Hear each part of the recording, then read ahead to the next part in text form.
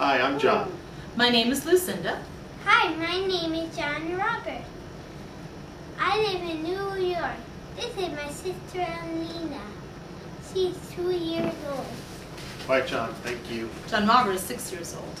And now, Adelina, do you want to wave to the camera? Say hi. Say hi, everybody. We're going to let Grandma take Adelina because we tried to do this with Adelina on camera. And it didn't work out so well. As you can hear as she goes to the other room. Adelina is 2.5 years old and she has congenital muscular dystrophy. When I was pregnant with Adelina, we knew something was wrong when I really wasn't feeling a lot of fetal movement. I had a lot of polyhydramnios and we thought that was probably the reason why. But when she was born, she had a very low APGAR score and she required resuscitation. When she got to the NICU, we also discovered she wasn't swallowing, which made feeding by mouth impossible. Her fluids would back up in her throat, almost as if she was drowning.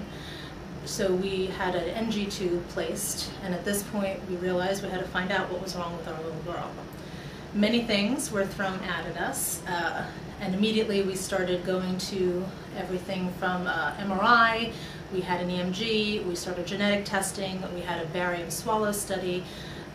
Everything at that point started to come back normal. White matter was normal, CK levels were normal, and yet we still heard a lot about Prader-Willi and cerebral palsy as a possibility, Walker-Wahlberg, SMA, myotonic dystrophy, many metabolic diseases we had never heard of, central core myopathy, all of these things we had never heard of, and ran home trying to learn about them, only to find out that no, we didn't have that, but we still didn't know what we did have. We didn't know what we do have.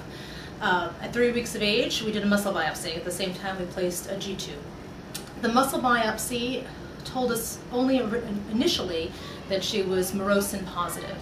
And then the muscle tissue started its journey into many, many labs. The first lab either didn't have the expertise or didn't have the equipment necessary to do the job, so it went to lab number 2. Lab number 2 came back with inconsistent or inconclusive results, so we went to lab number 3.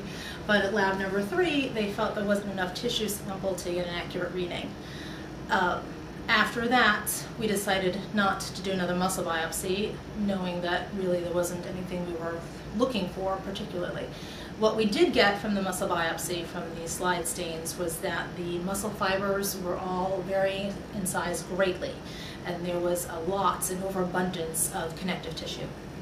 At this point, Adelina has progressed. We do know that her intelligence is normal. In fact, that she may be a little above age level for her age, but in many other areas she is tremendously behind. She does not crawl, she does not walk, she does not roll over. She can only sit once positioned in a sitting position. In a prone position, she can't lift her head or do much of anything else. She doesn't bear any weight on her legs at all. She has 3 main issues right now, which are, well, the first is nutritional. She still is getting supplemental feedings by the G-tube, even though she is eating a lot by mouth, but all of her liquids are thickened. The second would be her language skills, because she's missing a lot of the muscles required for some of the difficult sounds, the harder sounds of speech. And the third is, and probably what is progressing on us quickly right now, is scoliosis. She is now probably at around a 60 degree in her lower back. And this is where we are now. We know that we are muscular dystrophy, Morosin positive, subtype unknown. You know, Adelina's condition really has had a very profound impact on the entire family. It's not just on Adelina, it's changed everything.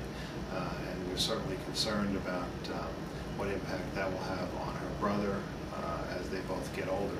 Adelina has and will continue to have special needs. She needs help now eating. She needs help to play. She needs help learning. This is particularly troubling as we look at her first year of preschool, hopefully starting this September. It's often difficult to find the right school for your child if your child has no special needs. When you add in the special physical requirements that Adelina has, it can be impossible, and it's been a very difficult journey to try and find just the right educational situation for her.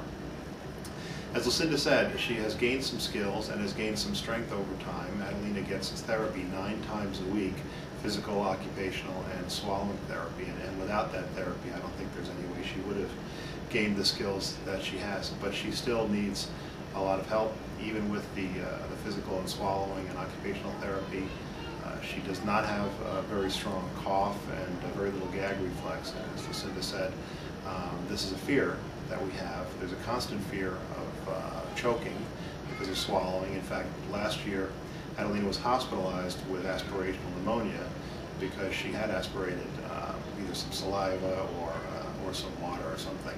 And she was hospitalized for 2 weeks, 7 days, intubated. And we're hoping not to repeat that. Sadly, when we came home from the hospital that time, we came home with all sorts of medical equipment, including a cough assist machine and a BiPAP. So we have some equipment that's around if Adelina needs those things. We've added it to the pulse ox, the suction machine, and the feeding equipment. We have all sorts of concerns about how to best take care of Adelina today, how to best meet her physical needs, her emotional needs, her intellectual needs as she gets older. Now that she's 2.5 years old, we worry that that her emotional needs are even more and more difficult to meet as she's becoming more and more self-aware and aware of her condition. For the future, we really don't know exactly what's going to happen because we don't have a perfect diagnosis just yet. As Lucinda mentioned, we know we're congenital muscular dystrophy, but we don't have a subtype, and because there isn't a perfect diagnosis, there really isn't a perfect prognosis yet. So we're not 100% sure of what to expect and what the impact will be on Adelina and the family down the road. We would like to tell the medical community that may be watching this is, of course, the emotional part of me and the mom, deep down in my heart part of me would like to ask you to please find a cure.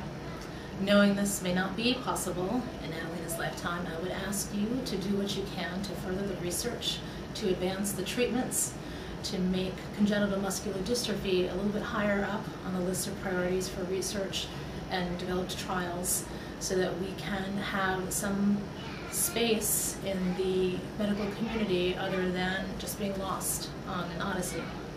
We would like to see many children now have a little bit more to hope for. Thank you for listening. Thank you.